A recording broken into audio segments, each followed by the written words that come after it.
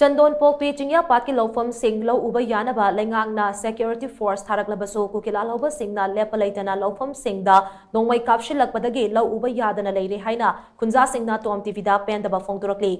Hiramasigi matangda Chandonpokpi Chingyapat Youth Club ke Secretary N Chakrabatina TOMTV ki video journalist Kelvin Huidrom da hai Borayangbi GP ki manung chanba 92 Chirel Sit amasung 95 Kamson Tampaki LOUPHAM Shingda Khunja Shingna LOUPHA changbada Kuki LALHOUBA Shingna tatana nongmei kapshillakpadagi LOU amata panba ngamdre masida sunatana Kuki LALHOUBA Shingna state force hek ubaga nongmei kapshillakpagi thabak chathari LOUMI Shing LOUPHA yanaba haiduna THARAKLIBA security force singasina Khunja Shingge ningba thunganba ngamdre Government of India na micham miyam ngangnabani haiduna THARAKLIBA Assam Rifles Shingna Kuki LALHOUBA Shinggi mateng pangduna micham miyam da nongmei kapshillakli Kuki LALHOUBA Shinggi bunker da Assam Rifles ka puna leiminabagi kudam changdang famle Konde Loknung local gi mathakta leiriba PMGSY lambi gi hek mathakta Kuki LALHOUBA Shinggi kem saduna leiriba se tugaibinaba lengakta kyarak hana haikhrabasu hauji fauba thabak paikhalaktrි hainaso mahangna phongdorakli PMGSY gi lambi gi hek mathaksida Kuki jingi mogi UG hana pochai paibam plus adi mogi nongmei kapam kari kara loina semaga leibaji Assam Rifle loin khangya moina peace maintain tawnabe damakta haire Assam Rifle jinga akhoi gi SP ga wari sanabaji Kuki jingi represent tawraga thadorokpaji moji kanano hai kana Assam Rifle thadore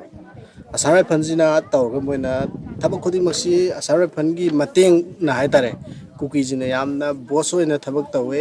aduga sidang hanju nongdang ama lauraga moi nongmei kape nongmei kapu baji Assam Rifle lei Assam Rifle dum yawe hai tare moigi game je lakhona ba chamara hairaga jumoina moigi maru leitrakanda moina lanji khamba Assam Rifle na tois lanji khamba kanda moina maruji kare hatare moi pochai yorakanda maru yorakanda kapalakpa adumai tawraga leibnina moigi game ji phajana huji leiribu condition se adugi mati phajana sare chingsang pareng ji moi game ngatane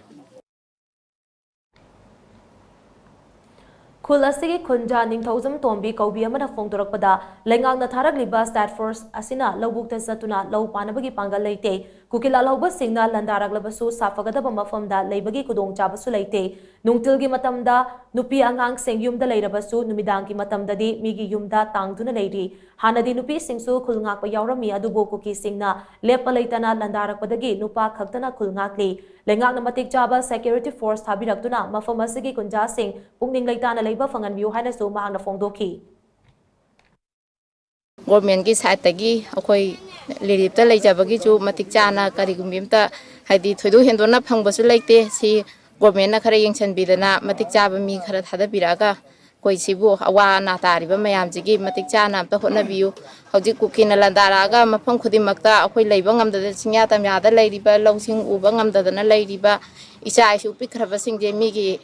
kanoda tangaga loina leinari lapna chenbasu ngamde Khunja singje ngakpani haidana akhoi ngaktan leiri isin naw kangbu lakba landarakpa matamdadi akhoi ju mafamjida lengdana leitaba yade haidana akhoi ju lapna chenbasu ngamde aduna ayuk nungthin matam ayamba matamdadi akhoi angang nubi loina lei nungdangi matamdana nupangai na ngae aduka nungdangi matamdasu nupi ayamba leirambane adubu nongmei kappa toisalakpadagi akhoi leiba ngamdadana hadi chenthok chensindo torelamda ju khalle chen juna taisade akhoi sida leiriba mafamjidi sarkar gi miyengna khara athuba matamda miyeng changbiu haijari